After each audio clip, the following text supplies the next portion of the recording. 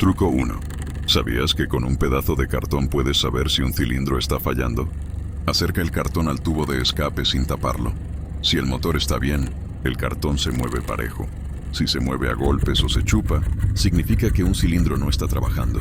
Cuando un cilindro falla, los gases salen de manera irregular. Así detectas el problema sin escáner, rápido y fácil. Trucos reales, resultados rápidos. Truco 2. Detectar cilindro fallando tocando el múltiple. Este truco lo usan los mecánicos viejos. Puedes saber qué cilindro falla solo tocando el múltiple. Con el motor encendido, toca con cuidado cada tubo del múltiple de escape. Todos deberían calentar igual.